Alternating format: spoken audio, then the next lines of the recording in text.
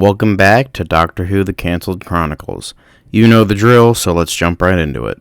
Time to backtrack a bit to 2001, where we get the second miniseries featuring Jago and Litefoot. After the fan reaction of the first miniseries being very positive and it getting very positive viewing figures, it was always in the back of the BBC's mind to make another. Due to some of the higher-ups getting worried because of Parkin and Lanning's experimental plan for Doctor Who, they wanted to create something that would be an alternate viewing figure if the experimental plan for Doctor Who did not work out. Due to the reaction and figures, the higher-ups thought that this would be a safe bet. All of the same cast and crew would be returning, and the series in question would be called Return of Jago and Litefoot, and it would reflect on the title sequence as well. The first story would be Litefoot and Sanders, written by Justin Richards. Women are being killed on the streets of London, and the evidence points to it being the work of a vicious vampire. This should be a case for Jago and Litefoot, but to the astonishment of Jago, the esteemed investigators of infernal incidents have gone their separate ways. It's now a case for Litefoot and Sanders, but Jago isn't going to go away quietly. This would be an adaptation of the Big Finish story with next to no changes. This story would have been massively praised and considered the strongest of the season. Many felt that the villain was great, felt the most like gothic horror since the original serial, and the performances were on top form. What was also praised was how it felt like a proper continuation of what came before,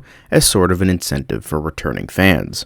The second story would be The Necropolis Express, written by Mark Morris. Strange things are happening in the Pauper's graveyard at Charnel's End. There are hideous creatures in the undergrowth, a mysterious light emanating from the church, and something deadly beneath the ground itself. Someone from Litefoot's past has come back to haunt him, and things may never be the same again. Again, it would adapt the Big Finish story of the same name with almost no changes. The story would have gotten a decent amount of praise. While the story villain and its ideas were praised, the pacing was criticized, the plot was a tad forgettable, and overall weaker to its very strong predecessor. The third story would be The Theater of Dreams, written by Jonathan Morris. Roll up, gentlemen and ladies, roll up. Welcome to Deuteronomy's Theater de Fantasy, the show where your dreams come true. Henry Gordon Jago believes he has made a killer booking for the new Regency Theater. Unfortunately, he is absolutely correct. It would again adapt the Big Finish story, almost no changes. The story was very much praised. Many liked how this felt more like a Jago story, the villains had an intriguing plot and set of skills, how creative it was, and was an overall fun time. While maybe not the best Jago and Litefoot story, many felt it was the quintessential one. The fourth and final story would be The Ruthven Inheritance, written by Andy Lane. The pathology skills of Professor Litefoot and Dr. Sacker are called upon by Lord Ruthven, who asks them to catalog a cache of bones beneath his country estate. And so begins the endgame, as a plan long laid come to its glorious fruition. Finally, this would adapt the Big Finish story, and nothing would change. The story would have been praised again. The tension, story, and performances were all very good, as well as feeling like a proper finale. Many felt that the ending was too over the top, though, and didn't fit Jago and Litefoot. However, many loved the more suspenseful scenes and the story up until this point. The second miniseries would be another success, with many considering it better than the first. It had again high viewing figures, and the reaction was very positive. BBC then announced that all Doctor Who related media would be getting 40th anniversary specials, which included the characters of Jago and Litefoot getting one final miniseries to celebrate the anniversary with the cast and crew returning. Now on to Unit. Series 5, not initially planned by the BBC, was a last-minute renewal and left them with a Herculean task, finding a new cast. Gary Russell, in charge of Unit for Series 5, succeeded in this task. 5 new actors were hired: Natasha Little as Evelyn Ingram, Nikki Amuka Bird as Victoria McElroy, Bern Gorman as Jeff Difford, John Hanna as Tom Peterson, and Patterson Joseph as Leon Broderick. Gary Russell was a man somewhat obsessed with continuity and disapproved of the numerous continuity errors surrounding Unit, so he made it his goal to resolve them at all costs. This in turn led to him bringing back a former member of Unit, Caroline John as Liz Shaw, now working as a freelance investigator and lecturer at Cambridge. 5 other actors, Henry Cavill, Michael Obiora, Jonathan Rhys-Meyers, and Kevin Bishop, were also hired for a 2-episode recurring role in episodes 2 and 4.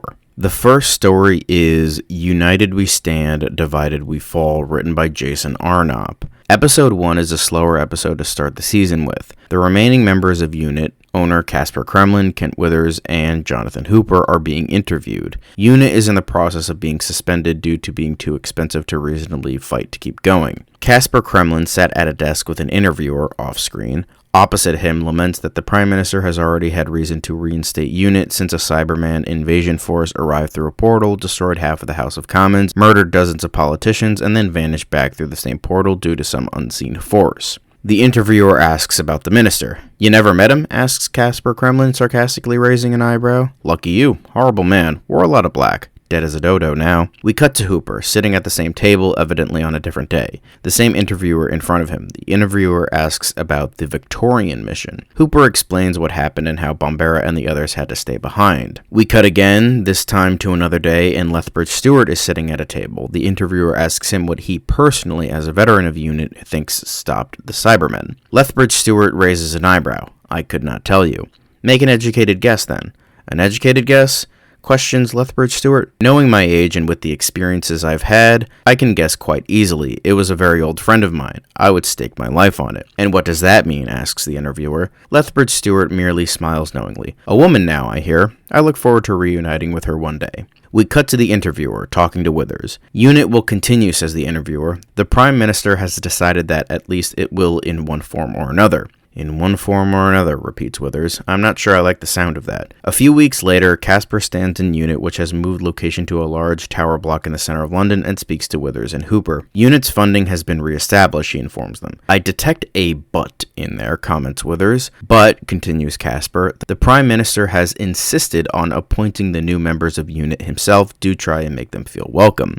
The double doors swing open, revealing the new staff members: Captain Evelyn Ingram, who was once in the police force, Sergeant Victoria McElroy, Corporal Jeff Difford, Staff Sergeant Tom Peterson, and Corporal Leon Broderick. With this, the episode ends. The story would have received mixed reception. Much like with many of the other opening episodes of every series of UNIT, many commented on the slowness and lack of a story to bring everyone up to speed. Many joked that it was almost a UNIT tradition that the first episode of every series wasn't very good and or had to introduce new characters and showcase the slowness. The second story is The Devil of Winterborn, written by Mark Gatiss. For Liz Shaw, it has been over 30 years since she was last involved with aliens and demons and all manner of space thuggery such as that she saw at UNIT. That for her is all about to change. Now a private investigator, in her free time, she is called into a murder by an old friend, D.I. Burke. Arriving at the murder scene, Liz is greeted fondly by the SOCO officer, scene of the crime officer, who directs her to the scene of the crime. A murdered body is before them. But that isn't why Burke called her in. An old friend of hers, a tall man with a large nose who vanished off the face of the earth,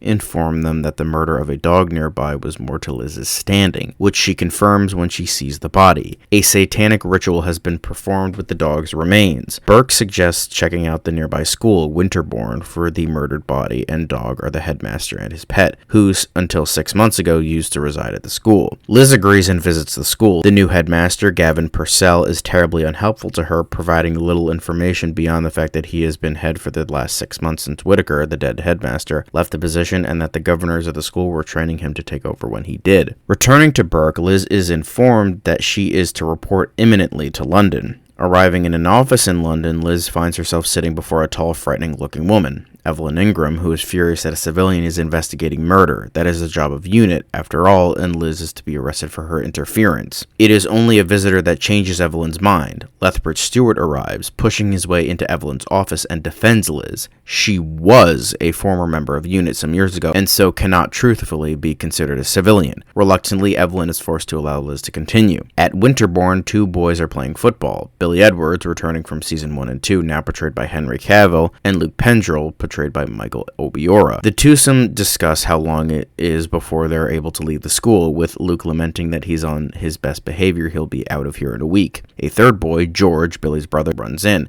kicking the football. Luke notes that he's glad George is staying, as he was worried it would just be him and Billy, since once again his parents forgot to pick him up, sending him a large check and an apology on Claridge's paper. George mentions that Purcell, Billy's mother's brother, is looking for him. Billy leaves, with George and Luke watching him and Purcell talking in the window of the headmaster's study some minutes later. Walking along the woods later that afternoon, Billy notes that he found Whitaker's body the previous afternoon, which is what Purcell wanted to talk to him about, only for them to stumble across a body bag tied to a tree with a dog's head attached to it. Soon after, UNIT has arrived at Winterborn Forest, cutting out the police to remove the effigy from the tree. Liz discusses that she believes it is a vendetta against someone at the school, though she doesn't know who yet. Billy, Luke, and George discuss the school, how the old owner, Isaac Greatorex, went into debt and had to sell sell the school, and now someone went to a great deal of effort to murder not just one dog, but two, and probably the headmaster as well. Their conversation descends into the fact that Greatorex was probably mad, since he was put on trial and executed and studied science and alchemy like Faraday did, but there were also rumors of sacrifices and devil worship and ghosts in the woods. In an office at the school, Liz talks with an old teacher, Barbara Taplow, portrayed by Dame Judi Dench, who mentions that the only teacher who'd been at the school longer than her was Whitaker, and his pride for the school bordered on obsession, which is why the governors pressured him to leave. That night, George sees Luke leave the dormitory and follows, only to be attacked by a ghost. He reports it to the headmaster, who refuses to believe him and dismisses him, only to later come and collect Billy while George is confined to a day in bed. Alone, George telephones Liz, who arrives with the unit. Evelyn writes George off as probably having imagined it, though Liz, having seen literal aliens with the doctor, is more inclined to believe him and mentions that they can file a missing persons report for Luke. She trails off, spotting a bunch of papers and a medallion on the desk. Luke's, George confirms. Billy is speaking with his uncle when Liz and unit enter, only for Luke to show up out of nowhere and apologize for bringing them out for no reason. Evelyn continues to write George off, though neither Hooper nor Withers are convinced, since they do still have two dead dogs, a dead person, and an unexplained ghost. Evelyn states that there is no ghost, that George just has an overactive imagination,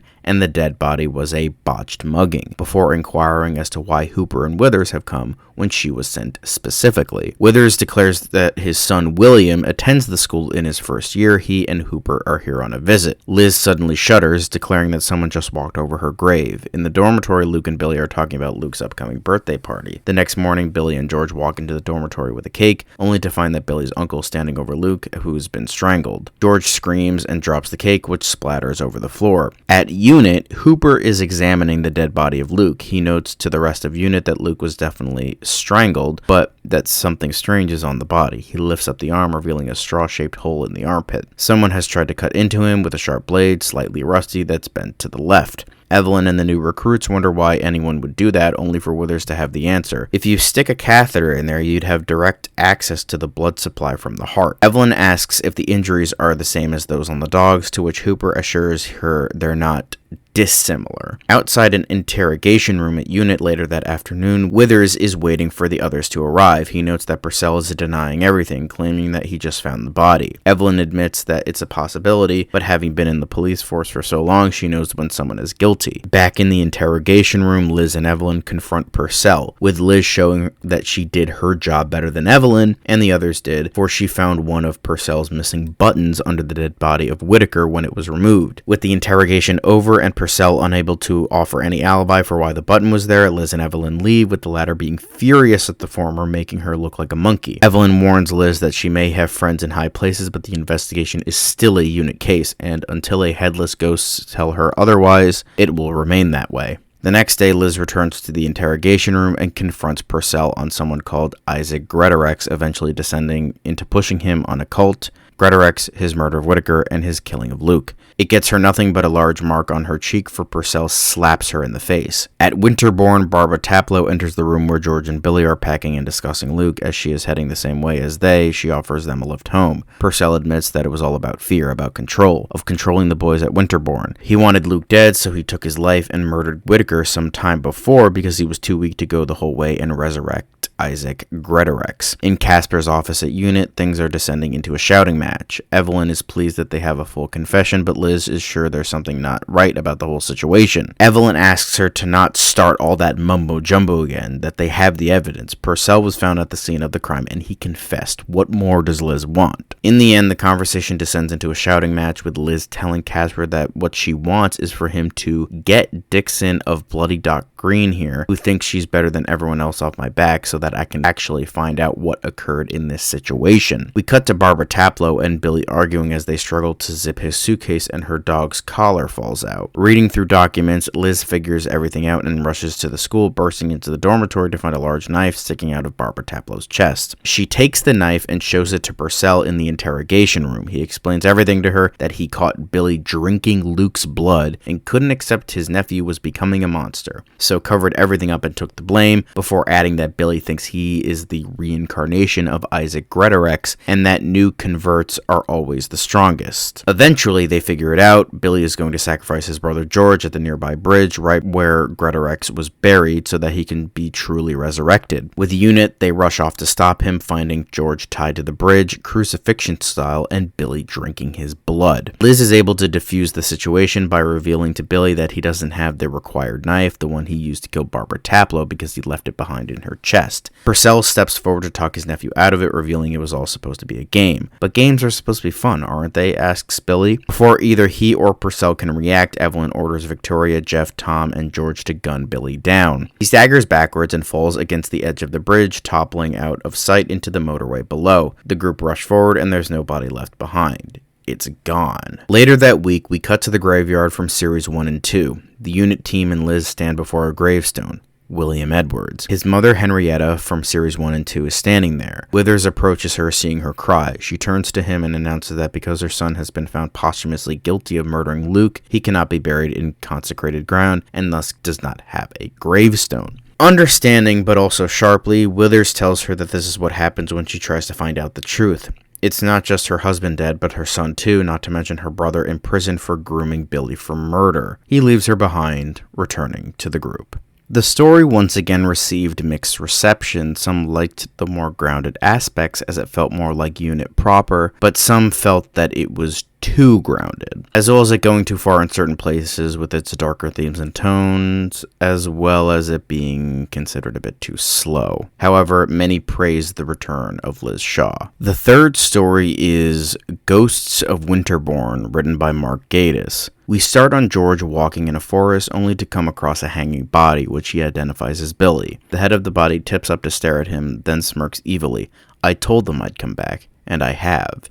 Accept it. George screams. Max, portrayed by Jonathan Rhys-Meyers, approaches, welcoming him back to school, inquiring how he is. When he asks if he's seen the new head yet, George replies that he hasn't. Max just laughs and heads off. In the dormitory, George has flashbacks of the last episode, hearing his brother's voice and him confronting Billy about killing Mrs. Taplow as Billy drove them to the bridge. Liz strides into Unit and settles herself at a chair before speaking to Evelyn. She informs her that there's been an update on the Winterbourne case. They found the body of Billy earlier that very morning at the bridge by the motorway. George enters the headmistress's office and gasps. Mrs. Taplow is sitting at the desk. She chuckles and specifies that she's not Mrs. Taplow, but her twin sister, Margaret Wyndham. She offers George more time if he needs it to recover, acknowledging that his exams can be postponed due to stress. He admits that it's hard to come back, but he needs to face things. At his dormitory at Winterbourne, William Withers, Kent's son, finds a sticky note stuck to his bedside table stating that grimoire belonging to Greatorex has been stolen, and telephones his father to tell him, thus getting Unit involved in the case. Unit visits Purcell, who's locked away in the solitary confinement in prison for his crimes. Back at Winterbourne, George can't sleep and is seeing things, his brother encouraging him to commit murder so that they can live forever by taking the blood of a young man in his 16th year. George looks across at the two boys in the other bunks, Max and Ian, the latter portrayed by Kevin Bishop, and Billy encourages him to pick one, handing him a screwdriver to kill them with. Later that night, Max and Ian hold a seance to try and contact Isaac Greatorex, only for George to walk in and be hurt by it. In the headmaster's office, Withers speaks to Wyndham. They discuss her becoming the head, and she admits to a bit of subterfuge. She didn't believe the story put out and wanted the truth, so applied to be head to find out. Withers asks if he could have a word with George. His brother's body has been found. Though George is noticeably shaken, he thanks Withers for telling him that they found Billy. I hope it'll make this easier for you, even if only slightly, asks Withers. Maybe the nightmares will stop now, admits George. He gives Withers Luke's cross. Later that afternoon, George, who's been reading the Daily Mail, bumps into Margaret Wyndham as she's entering the school. Devil teacher Purcell goes free, reads the headline. Meanwhile, Withers gives William the cross to wear. Max and Ian sit together discussing Purcell, only for George to join them. The conversation turns to Purcell, and George and Max leave. Once they are in the attic searching for Greatorex's ghost, George knocks Max out with a suitcase and pulls a knife out from inside a drawer in an old desk. He turns, Billy, evidently a ghost,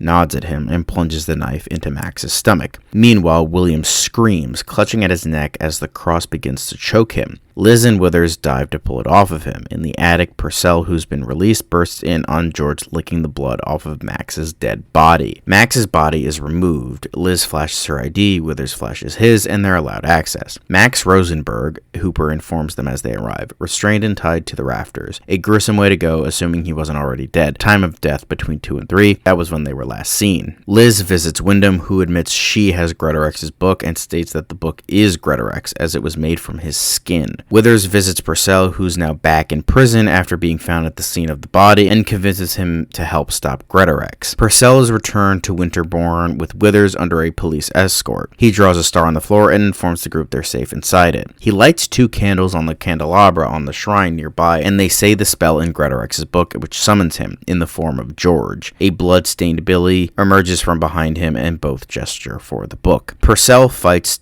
to resist, finally giving in just as Margaret Wyndham finishes the spell. The book by Asmodeus and by Thoth by Homonorium, I cast thee out. George's hands touch the book and he and Purcell and Billy scream, exploding in a flash of light which knocks Withers, Wyndham, and Liz unconscious. When they stir, 3 bodies lay on the floor, all decrepit and ancient, dissolved down to just bones and clothes, Purcell, Billy, and George. The 3 bodies are buried in the graveyard from the last episode. Henrietta Edwards is alone, the last of her family. Withers approaches her, admitting that while he cannot tell her what they do, it is time for her to move on. She's lost her brother, husband, and both her sons to this. The story would have once again been mixed. Many felt that going back to this story so soon was a mistake. The darker tones and themes were criticized, and while a bit better, the story still wasn't terribly interesting. The 4th story would have been Incubation, written by Jason Arnop. Unit is called out to deal with an alleged alien sighting when someone is mauled at a zoo by an unidentified creature. On arrival, everything seems normal, until nightfall when the gates lock and the creatures in the zoo turn into rabid animals. As the story continues with Unit descending into the bowels of the zoo, the truth is revealed. An alien meteorite crashed years ago and lay dormant until the zoo began a program of expansion and accidentally awoke it. Now the energy from the meteorite is transforming the animals into rabid creatures under the light of the moon, explaining why things are calm in the day. As the story goes on, Evelyn Ingram is corrupted by the meteorite and has to be destroyed with the zoo, which is annihilated by a bomb drop from airplanes, which eradicates the meteorite after the animals are evacuated by the keepers in the morning prior to the bomb drop.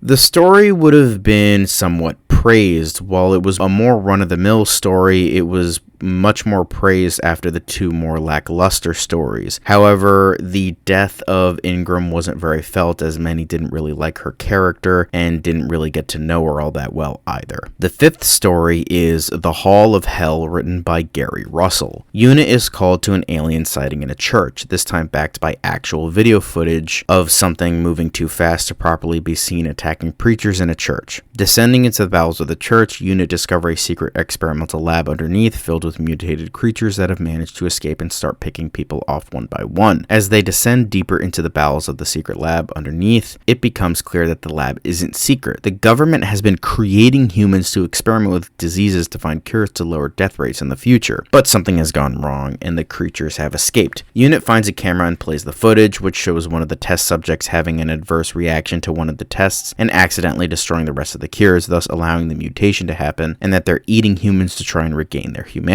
The government is allowing them to take the homeless and the poor since they won't vote for the current government and are a drain on resources. In the end, while the government is not exposed, Unit is able to close down the lab, trapping the rabid humans inside to finish each other off, and then those that survive will starve and die. The story was probably considered the best of the season, although not very good. It is once again another run-of-the-mill Unit story, so it isn't anything special, although it does have some interesting ideas and social commentary, even if a bit on the nose. The 6th and final story would have been Ends and Beginnings, written by Gary Russell. Gary Russell's plan for Unit finally comes to fruition. Unit discovers a time machine that is malfunctioning and gets sent back in time, inadvertently changing the events of Doctor Who canon. Patrick Troughton's Unit stories are set back in the 60s rather than the 70s. John Pertwee's Doctor spends 4 years working for Unit in the 70s instead of the near future. The Brigadier retires in the 1980s rather than 1973, negating the events of Modern Undead.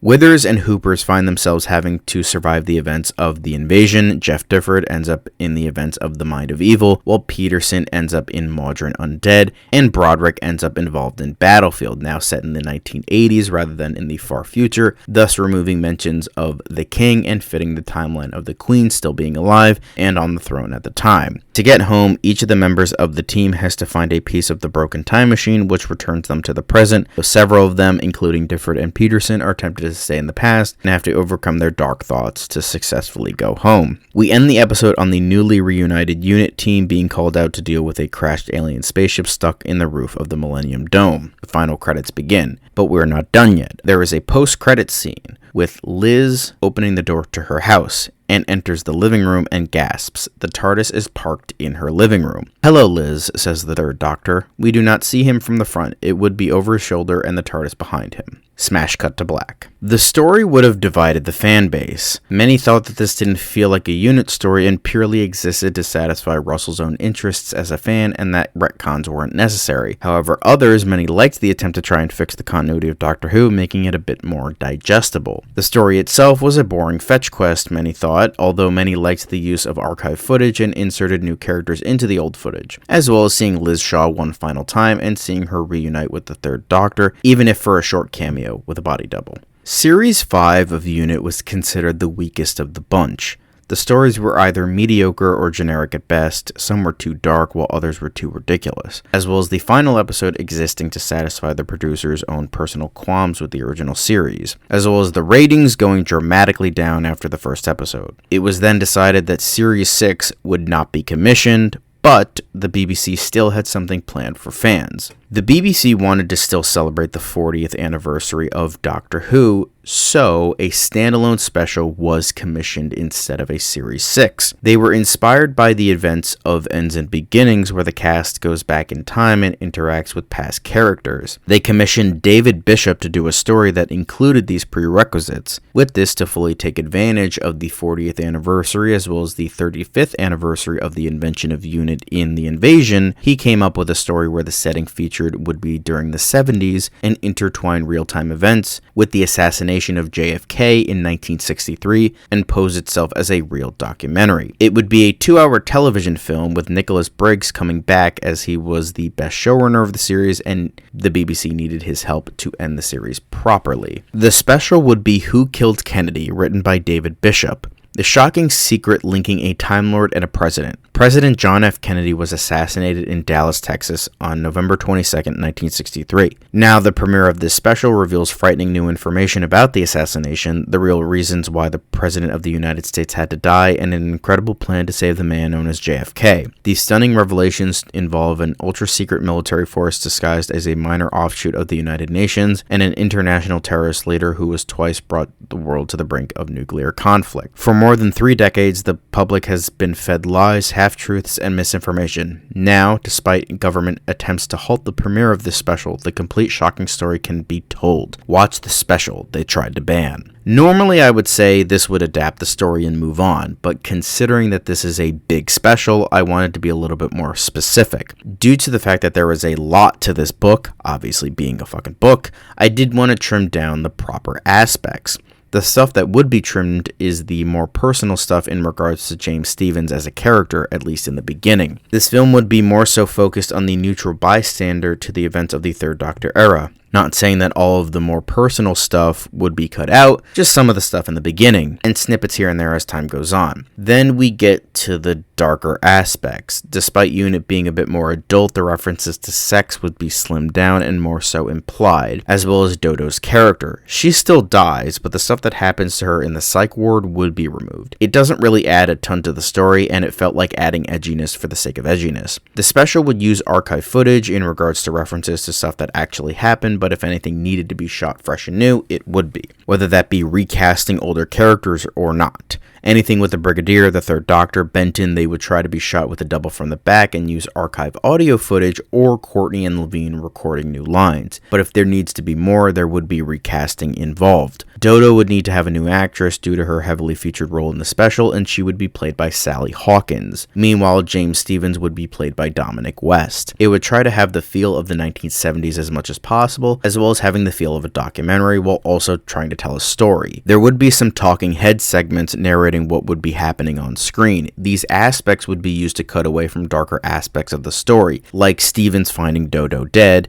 and the such, to get around censors. Also, due to the time, the 20th anniversary special ending would not be added here. It would end with the original ending, and all the epilogue would take place in the present day, which would be 2003. For the most part, though, the rough idea of the special would stay the same. The special would have received a lot of praise, mainly with how the archival footage was used, similar to the series finale of UNIT, as well as showcasing the events of UNIT and the Third Doctor era through the eyes of a neutral party. West and Hawkins were praised heavily, even if some didn't like how Dodo was unceremoniously killed off screen, but it was still considered a success. The 40th anniversary special was considered the proper ending to UNIT, despite the fact that it didn't feature any of the characters or storylines. The BBC did consider doing another season after this, but decided to devote time and energy to their new Doctor Who spin-off, which I will talk about next time. So, that concludes the first ever proper spin-off to Doctor Who, UNIT, ending it with more of a celebratory special rather than seeing our characters yet again and further beating the dead horse.